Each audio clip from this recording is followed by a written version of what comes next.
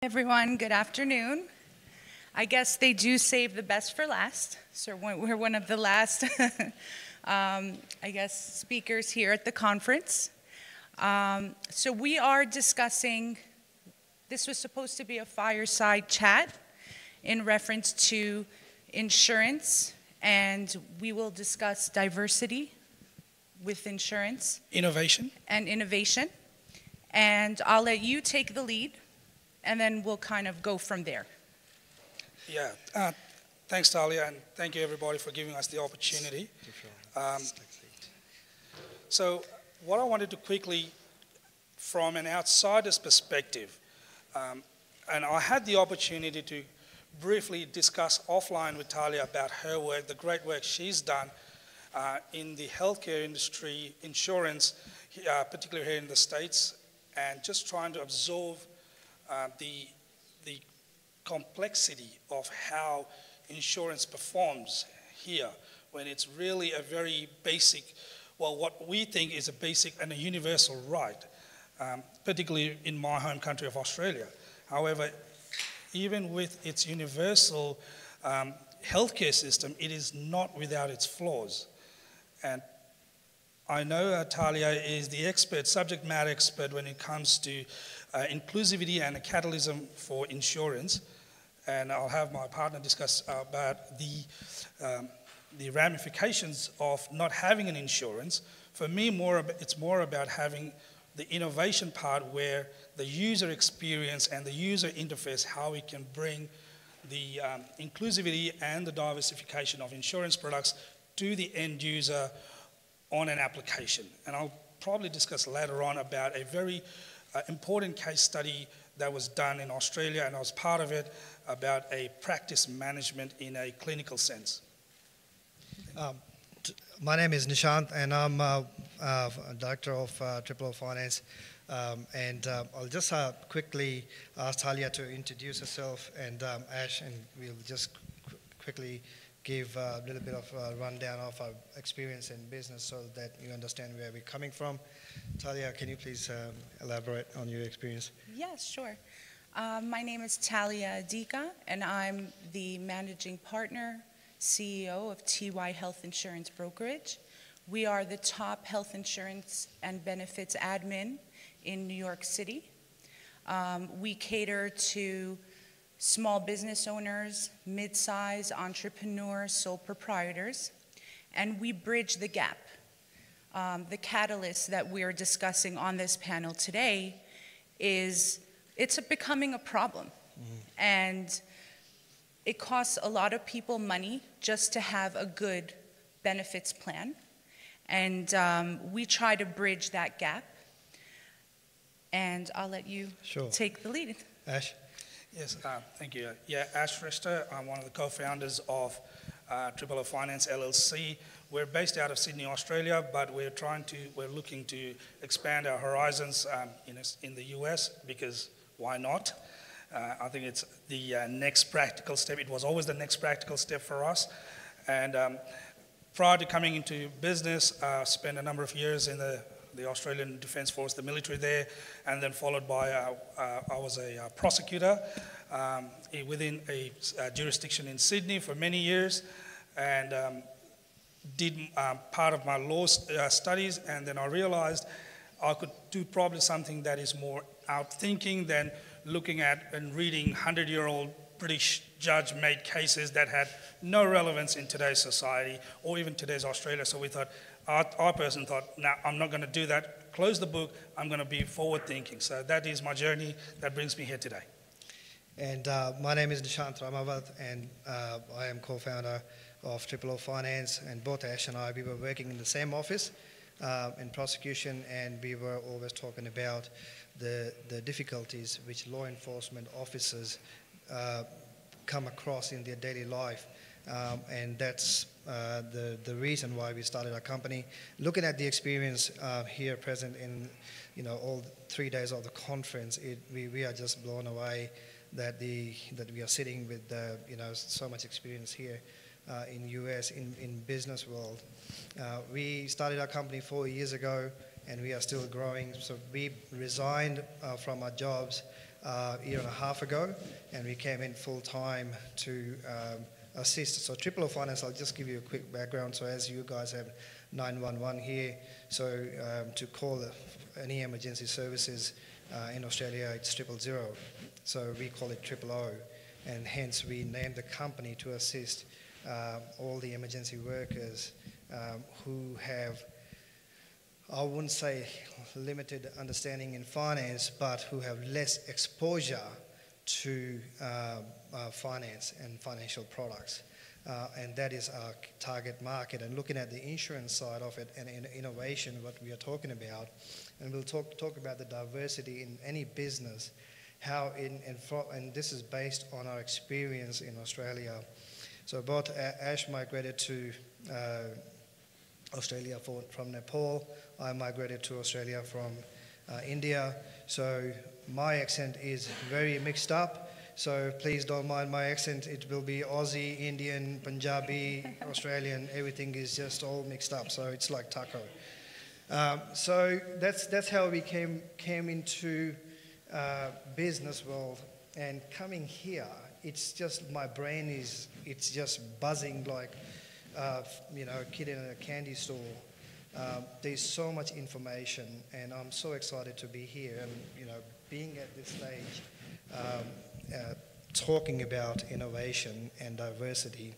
I'm super excited, and I know just looking at Talia's website, is the case, Talia, you've got the staff who is from other background as well, is that correct?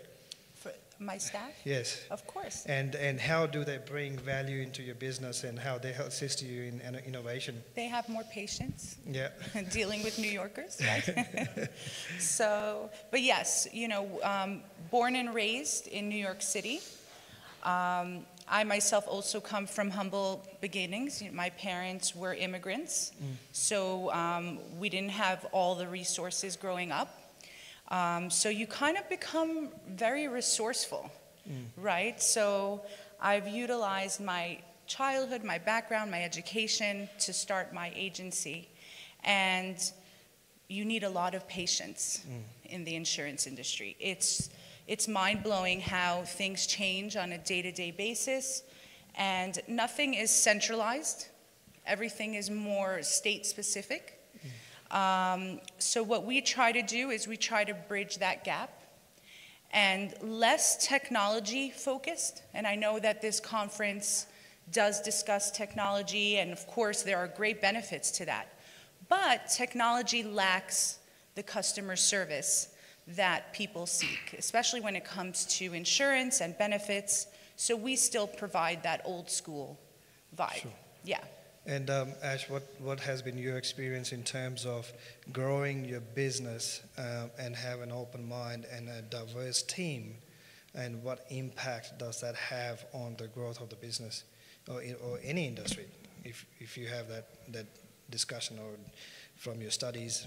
Yeah, I mean, I think the speaker before us, he quite summed it up very well, that if you go and ask all the organizations out there, corporations, and you ask them, what is the biggest asset, and they all say people, right? But if you look at the books, there's nowhere that on an asset, an equity that there's people. It's just expenses, that is wages, like pay, cost of hiring them, cost of harboring them, putting them on the roof.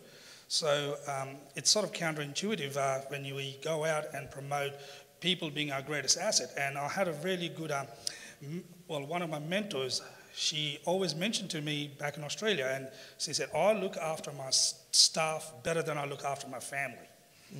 And that sort of didn't sit right with me at the time, but as I went on into the business operations and what it meant for an organization's profitability, it made sense as to why someone would say that, and more importantly, even practice that, because and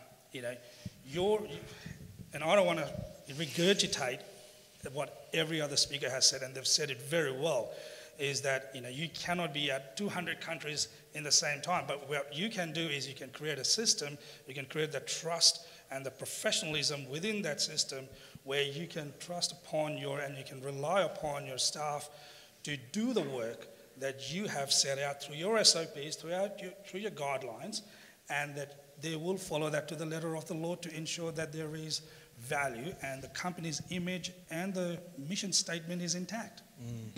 And I'll share a quick experience how diversification helped one of the companies in Australia. So the company is Australian-based company, and most of the workers within the company are from Caucasian background, and they had an Indian employee, and they were just there was a discussion about how to grow business and whatnot. And during those discussions, they identified that there's a big Indian market, and there are people who are migrating from India. They want to build their custom-made homes.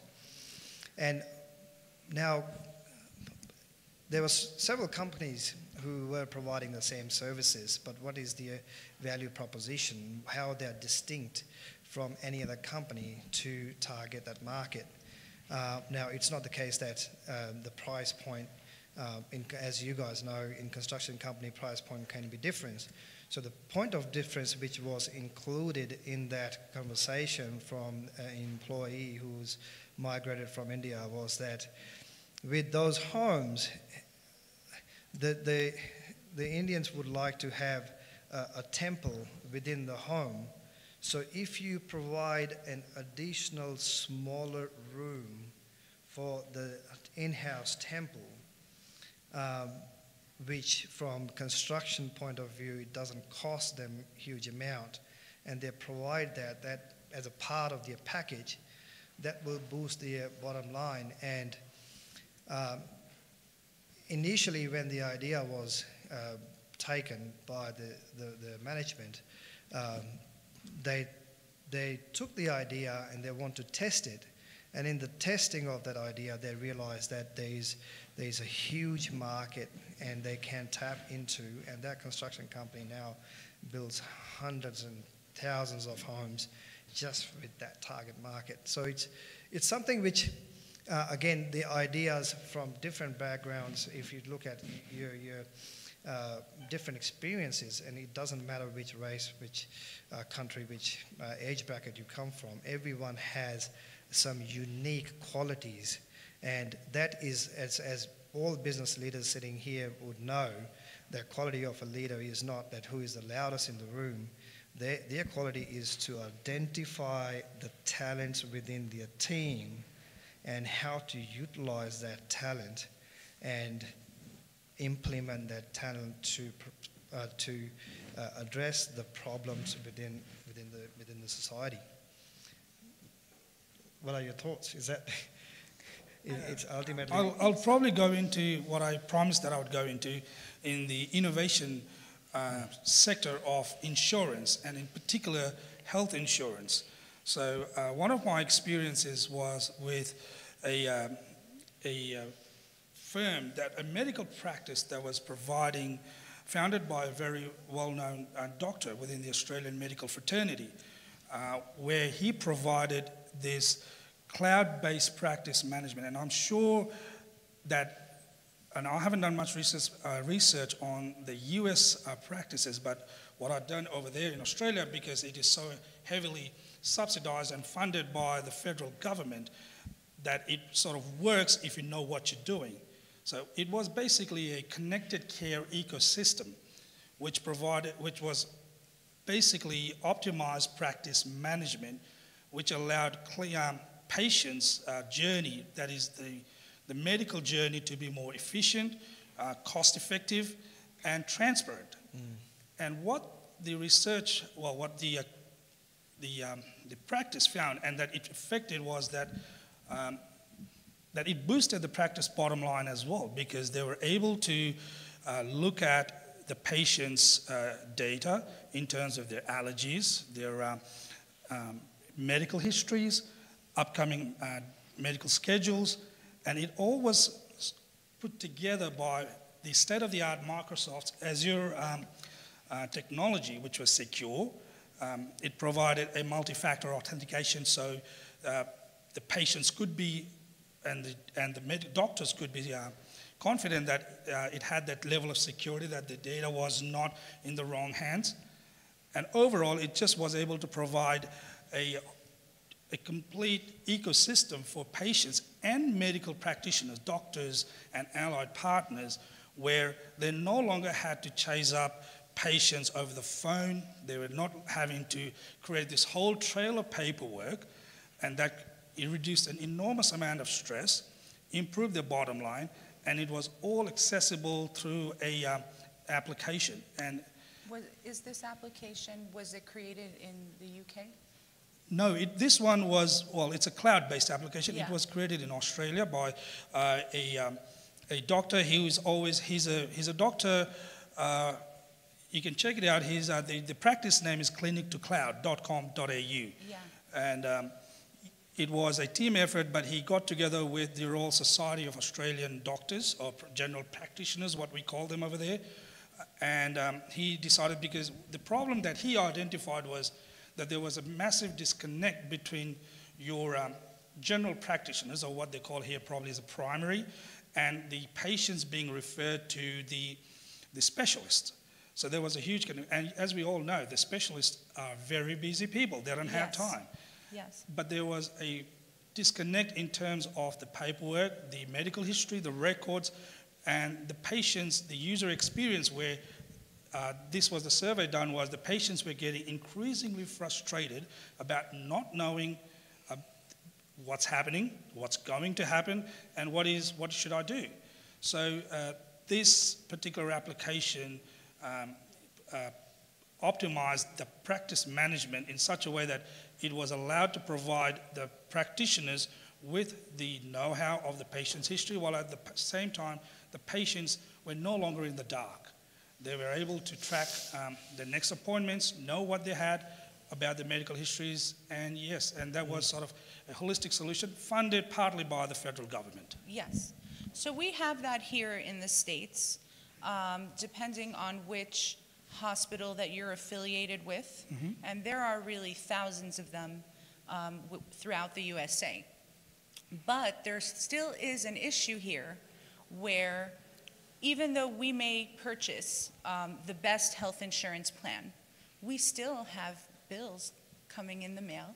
And I receive calls all day, my agency does, and okay, well, I'm paying $1,000 a month. Why am I still being billed for just obtaining, let's say, an MRI? And that's the gap here that is not being filled, because the fee schedule on the insurance side is not matching what the hospital is billing. And unfortunately, us, the patients, we're paying the middle cost. And that costs thousands of dollars. It's really becoming unbearable for some families. So how do we bridge that gap? How do we take the fee schedule and make sure that it does match what the doctors are paying? And will the medical practices and the specialists, will they abide by the allowed amounts? Well, that's the That's- million-dollar question. That's isn't the million-dollar question. So even if we did create an app, and the app had, and this is a new trend, I mean, depending on your hospital health system, you can view a fee schedule, but then will your doctor accept it? But that's the same. And that's the issue that we're facing, you know? And if you look at it, that's the same idea of, who has heard Art Williams' speech, Just Do It? If anyone has heard Art Williams' speech, Just Do It?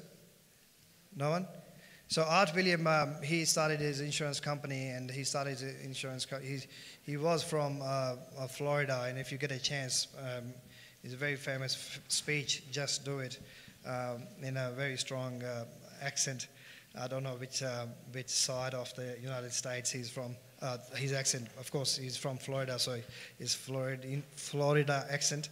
But he built a company on the same premise that previously insurance companies were charging for long-term insurance, and there was no short-term insurance. So he built a company, which is Primico, AL William Association. He started off with, so that short-term insurance, and then rest of the money can be invested. And that, at the moment, if you look at that company, that's a almost $1 billion company, and has done very well. And that's the gap which the company has identified, and they've found the product, and that's the innovation side coming into play, where they found the product which is suitable to the consumer. There's a problem in the market, and they're solving that problem, isn't it? Yeah. So. Yeah. So now we have another added problem. And I know we see this in our major cities here in the States, New York, California. The doctors, the specialists, they don't want to take health insurance at all. So we have a PPO option, which means you can see doctors in and out of network.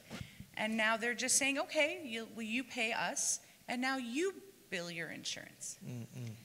So whatever solutions we try to come up with, especially in my industry, it's like we get another side jab, so we do need some regulation. That's really what it's come to, but the bottom line. Yeah, it's not fair to us, the patients, No, I appreciate that.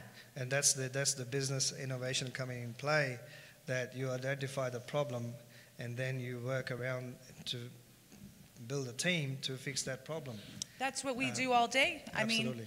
I mean, yes, we have our client base, but most of the day we're just trying to solve the issues with the claims coming in.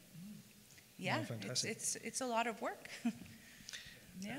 Probably I forgot to mention, and a very valid point you've raised, and out of everything there's a cost involved. Yes. Right, and I should have explained it. So in terms of the cost, from what you told me offline, that there is always this uncertainty about the cost, because there is a negotiation that goes on with probably your surgeon about how much it's going to cost, and then the user has to then go around to their insurance healthcare provider and then negotiate the cost. And obviously that puts the patient in a much more stressful position, as I can see that. So for us, I think, and looking at it from a UI and a UX perspective, if that could be discussed, or that could be finalized at an earlier stage, where you know what's going to cost you, you know the time frame, the waiting period, and you know whether you can afford it or the healthcare provider is going to pay an X amount. How do you see that happening through technology? Well, they're trying. Like I said before, a lot of the hospital health systems, they tell their patients to download this app, and on the app itself, they have a hospital fee schedule. But it doesn't bridge the gap between what that surgeon is charging, whether they're in network, out of network. Another problem that does come up is, let's say you have a surgery scheduled. Nobody really thinks about the anesthesiologist. Yeah. And a lot of the times we find that the anesthesiologist, the one prescribing the medication and making sure you're comfortable, most of the times they may even be out of network. So that's not, that's something that's overseen a lot of the times, and that's another added expense as well. What we do with my agency, and what we try to do, is educate. And the more educated you are with a specific product, including the insurance world, the less out-of-pocket costs you will have. So if you enroll in a plan thinking, oh, well, this is the cheapest plan, but then you have a surgery scheduled, and you have a $6,000 deductible, and the network is small, you didn't save much money that year. You actually spent more money.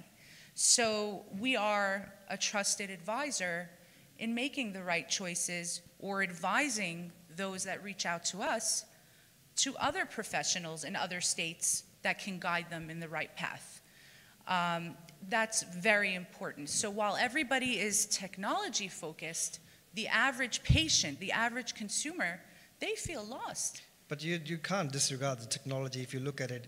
As we discussed, and Mr. Singh rightly pointed out, that millennials, if you look at the mobile apps and whatnot, that has been used so many times, and although the one-on-one interaction is good, but a lot of the products are now purchased online. So how do you navigate that? That's not accurate. I talk to thousands of people. Everything is statistical, but it's not accurate. So even millennials need guidance, even more so, I would say.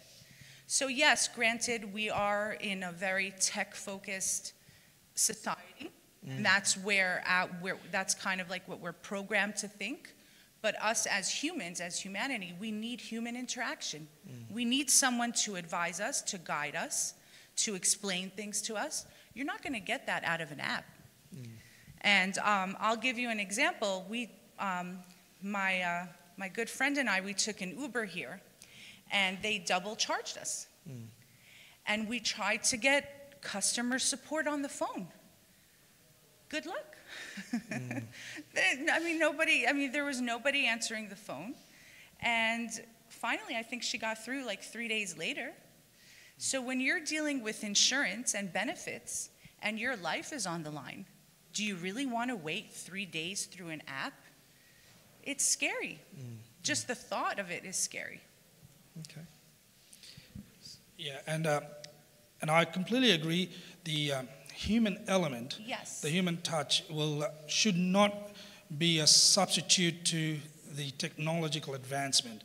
However, this being a inclusivity discussion topic where we're not sort of completely disregarding one for the other, and probably have a question for you in terms of how you see. So in terms of embracing innovation and inclusivity through technology, and not completely, again, with disregarding the human element, how do you see both of them working in tandem? Making sure that as we grow within our society in this world, and we become more technology focused, especially in the insurance industry and with health, to have a 24-hour customer service line, hand in hand with whichever application or technology that's associated with it. That's the only thing I can think of. Because when you are dealing with insurance and health, that's your life. That really, sometimes it could be life or death. It's a stressful situation. It's a very stressful situation. I've received calls where somebody went to a specialist and they found a lump, let's say, in the back of their neck, and the doctor wants to send them to an MRI right away. And they don't know where to go, where should they obtain the MRI, so they call my agency and we kind of guide them. Okay, you could go to this location, that location. At that time, yes, they can easily go on an app, but their first thought was, oh, let me call Talia and she'll, advise us where to go. So I think that we have to combine both worlds. They both we have to, yes. Work in complementing each other. Yes. No, fantastic. Is there any more questions which we want to discuss? I know it's the last day and everyone's ready to get out of here. I know, everyone's ready to go. And it's a boring topic. Yes. We get it. We got the last each of the straw, guys, sorry. It is not a boring topic, first of all, and I have to say, as an American citizen, I'm embarrassed that we have to explain how horrible our healthcare system is. And the two of you, I literally see question marks above your head at being from Australia. Lucky for me, I am Indigenous American, and my tribe has a very good infrastructure, so I do have free healthcare. The bad side of it is that I live here and I have to travel to Oklahoma in order to receive it. There's a small. Exactly. Right. Exactly. So it's like, how do I, trying to balance that. But like in America, unfortunately, it got titled as socialism in the beginning, and everybody's afraid of that word. And so even though within the indigenous community it does already exist and does work and is profitable without having to barter healthcare, like lives for proper healthcare, the rest of our country has not caught up with that. No. And the rest of the civilized world, like my friends in London are like can't even wrap their brains around the fact that we don't have, that we don't have it. They're just, I also interact with a lot of international clients, that have a headquarters, let's say abroad, and they may have a branch here in the US, and they're just baffled by the whole healthcare system here. Yeah. We don't have universal. Yeah, right. Yeah, and then they're paying, let's say, $800 per employee, but it doesn't really cover everything. Right.